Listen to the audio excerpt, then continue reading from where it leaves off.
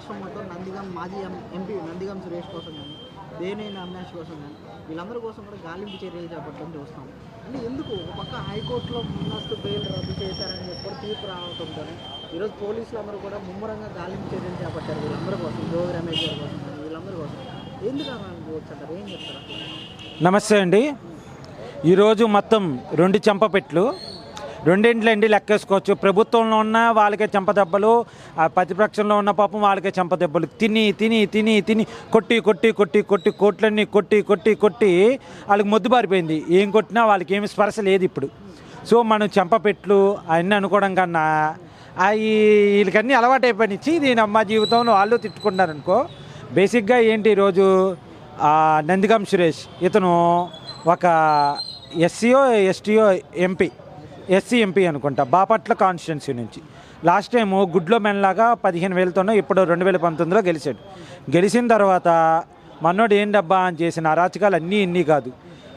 ఆయన అద్దం పెట్టుకుని హయ్యెస్ట్ కేసులు, అసలు ఒక ఎంపీ ఇన్ని కేసులు పెట్టచ్చా అని భారత ఆ టైంలో ఉన్న ఎంపీలందరూ లోక్సభలో మాట్లాడుకున్నారు. అమ్మ ప్రతిసారి ఈయన కేసులు ఎందుకు పెడుతున్నాడా అని అనుకున్నారు. అట్లాగా ఆయన గురించి, అలాగే మా బెజ్జవాడ బొబ్బులి, దాని తర్వాత జోగి రమేష్ గారు, లీలా పెరెడ్డి, ఈ నలుగురు గురించి హైకోర్టులో కేసు ఒకటి వేసుకున్నాయి. ఏమని, ముందస్తు బెయిల్. అసలు ఇప్పుడు 2019లో అయిపోయిన తర్వాత, ఎలక్షన్ ఓడిపోయిన తర్వాత తెలుగుదేశం నాయకులు ఎవరైనా ముందస్తు బెయిల్ అప్లై చేస్తారా? మీరు కావాలని కక్షపూర్వకంగా అరెస్ట్ చేస్తారని చెప్తేనే తెలిసిన తర్వాత చేశారు. ఇక్కడ మేమేం కక్షపూర్వకంగా మిమ్మల్ని అరెస్ట్ చేయట్లేదే. మీరు చేసిన తప్పులు మీరు ఏదైతే డిపార్ట్మెంట్లో పెట్టుకుని మీరు ఆపినారో అదే డిపార్ట్మెంట్లో ఇప్పుడు తిరగదోడుతున్నారు.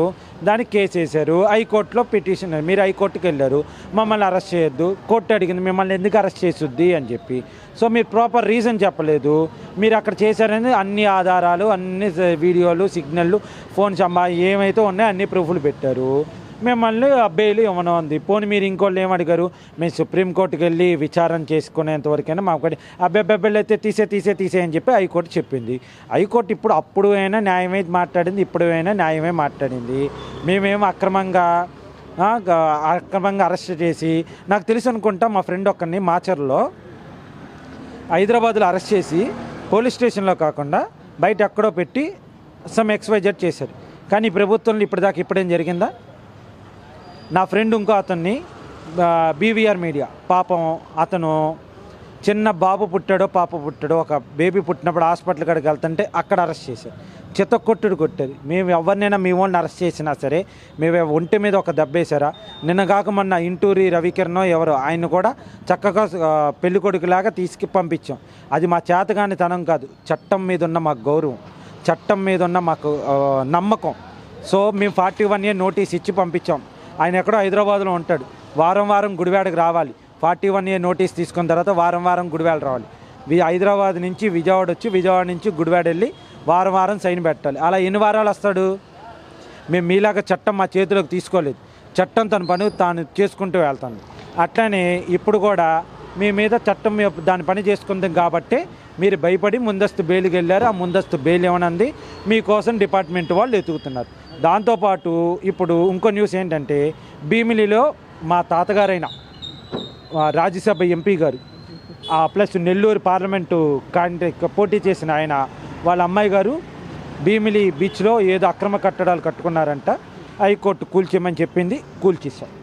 సో మేము కోర్టు డైరెక్షన్స్లోనే పోతున్నాం, న్యాయంగానే పోతున్నాం. న్యాయము, నిజాయితీ, నిధర్మం, ఒకరి మీద అక్రమంగా కేసులు పెట్టడం కానీ, అక్రమంగా అరెస్టులు చేయడం కానీ అట్లాంటివి మేమేమీ చేయట్లేదు, మేము చేయబోం కూడా. అవి చేసేది మీరే కాబట్టి మీరే ఉలుక్కుపడి కోర్టుకు వెళ్ళి ముందుగా బెయిల్ అంటున్నారు, వాళ్ళు అవతల పో అంటున్నారు. మీరు దగ్గర సరైన రీజన్ లేవు కాబట్టి. ఎందుకు లేవు?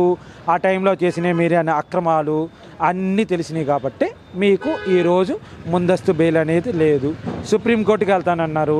సుప్రీంకోర్టుకి వెళ్ళేంత సస్సే మేరే ఏమన్నా చెప్పారు. సుప్రీంకోర్టుకి వెళ్ళే లోపల తీసుకెళ్ళి అరెస్ట్ చేస్తారు, రిమాండ్కి ప్రకటిస్తారు. అసలు ఎందుకు జరిగింది ఏంటి?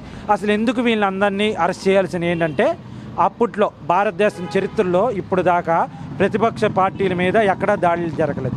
ఒక ఆంధ్రప్రదేశ్లో వైసీపీ ప్రభుత్వం తెలుగుదేశం ఆఫీస్ మీద దాడి చేసింది. జోగి రమేష్ ఎవరెవరి మీద పెట్టింది? అది నందిగం సురేష్ గారి మీద, లీలా పెరెడ్డి గారి మీద, దేవినేని అవినాష్ గారి మీద, ఈ ముగ్గురు మీద అది. దాని తర్వాత జోగి రమేష్ గారిని ఎందుకు పెట్టారు?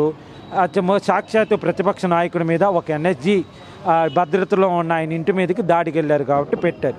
అసలు ఇప్పుడు దాకా భారతదేశ చరిత్రలో ఒక ప్రతిపక్ష నాయకుడి ఇంటి మీద దాడికి వెళ్ళడం కానీ, ప్రతిపక్ష పార్టీ వాళ్ళ ఇళ్ళ మీద వాళ్ళ ఆఫీస్ మీద దాడికి వెళ్ళడం కానీ ఎక్కడా లేదు. మీరు పెట్టింది ఇది, కానీ మేము ఈ జోలికి రావట్లేదు. చట్టం తన పని చేసుకుంటూ పోతుంది. అందుకని ఎవరైతే దాంట్లో పాల్గొన్నారో అనుమానం ఉందో వాళ్ళందరికీ నోటీసులు ఇచ్చారు, వచ్చి విచారణకి రమ్మన్నారు. మీరు ఏం చేయలేనప్పుడు విచారణకి అటెండ్ అయ్యి నేను ఆ రోజు ఇక్కడ లేనండి అక్కడ ఉన్నానండి అని మీరు చెప్పుకోవాలి. మీరు చెప్పుకోకుండా మీరు ఏదో గుమ్మడికాయలు దొంగంత బొదాలు తడుక్కున్నట్టు మీరు హైకోర్టుకు పోయి బెయిల్ కావాలని అడిగారు. అంటే దీన్ని బట్టి అర్థమైనది ఏంటంటే మీరే చేశారు. మీరు చేయకపోతే బెయిల్ ఎందుకు? మీకు బెయిల్ ఎందుకు దీనికి? సో ఈరోజు కోర్టు తీర్పు సబబం పోలీసు వాళ్ళ తరపున వాదించిన లాయర్ గారు కరెక్ట్గానే చెప్పారు, కోర్టుగా కరెక్ట్గానే ఇచ్చింది. కోర్టు నేను కరెక్ట్గా ఇచ్చారని కాదండి, కోర్టు తన పని తాను చేసుకుందండి.